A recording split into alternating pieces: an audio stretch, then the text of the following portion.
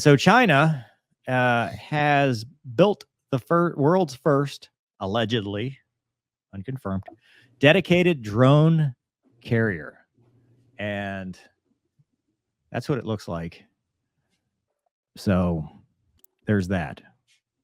Wow. And it says the ship has not been reported. However, many of the circumstances surrounding it remain a mystery. Hidden away in a shipyard far upriver from Shanghai is a new aircraft carrier. It's China's fourth, a ship whose mere existence has not been reported before. Only China can build an aircraft carrier in relative secrecy. The ship, launched in December 2022, was not reported until now. Surrounded by mystery, the Naval News is analyzing it. It's undergoing sea trials now. They're calling it the Type 3 Fujian. It's very different, though. It actually is smaller than regular aircraft carriers with a flight deck approximately 1/3 the length of half the width of a U.S. Navy or Chinese Navy supercarrier. For comparison, slightly shorter but wider than a World War II escort carrier. It would be impossible to operate fixed-wing aircraft from it, but its straight deck arrangement would be anachronistic, not allowing aircraft to take off and land at the same time. Well, not if they're drones.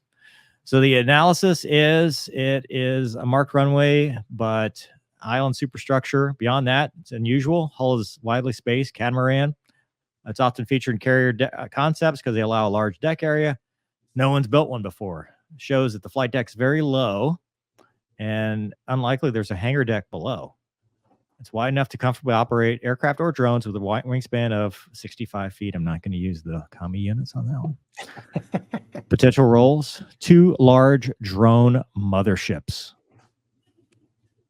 All these are opposing forces in training, known as Electronic Blue Force. It's possible this ship, too, is designed to support that mission.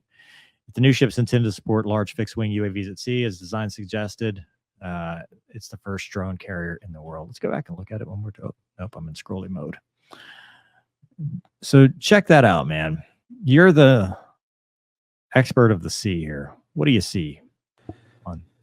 I see this is Supreme Leader's RC carrier for his RC naval airplanes. he's probably laughing. He's like, the Americans think I'm building a drone carrier. He's got a 1/32 replica of a Tomcat.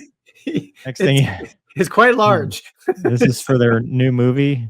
Yeah, it's like, we'll have build it bigger here in China. Yeah. Okay. You know, if it's not a movie prop, it's pretty scary. Well, and that's the thing is China has been increasing their drone operations. We've talked like every show for the last couple of shows, we've talked about drones that China, you know, the autonomy, the drone swarms. I mean, imagine this.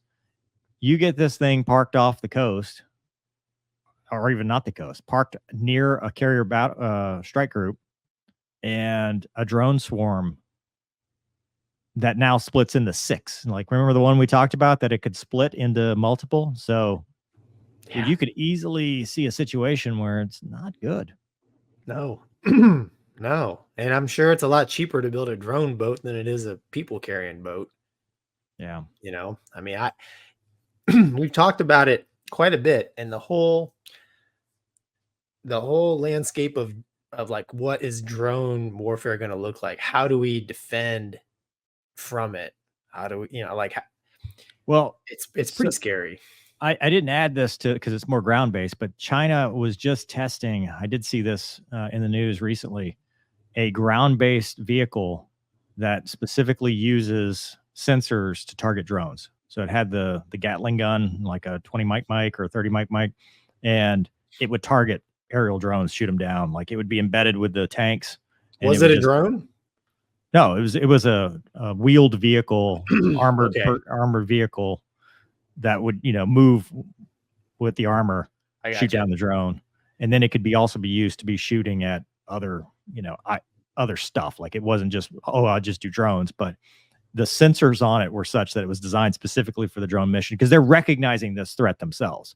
Like, they're watching. The world is watching right now the battlefield in Ukraine and in the Middle East, and they're going, what's working and what's not. And one of the things that's probably the hardest to defend against is that, you know, dude with the backpack that takes a drone, and now he's got immediate close air support within, whatever the range is. So it's definitely something to be concerned about, especially if they can now put it on a carrier and it goes out to sea. Now, granted, a carrier this size, we could track it from the moment, like we're tracking, like it's not going to be stealth where we know where it is, but yeah, it's more the, it's more the, I mean, this is, if it's their first one, it's, anything that's first, it's, there's going to be testing and envelope expansion, stuff like that. But, it appears that they are doing it. Not to me, that's the scary. It's like, hey, now we're behind, maybe, right? Yeah, I mean, obviously we don't know what's going on in the exactly super squirrel secret labs, but that's what I'm saying. But if not, I would encourage someone to right begin. Correct. If you're watching this and you're the guy in the skiff, take this seriously. Talk to your congressperson and do go something. Yeah, hey boss, you might want to read this because our shiny fat Amy won't do a whole lot when it never gets off the ground / carrier. Yes, exactly. Yeah, scary, man. I know. Okay, well, enough for the scariness.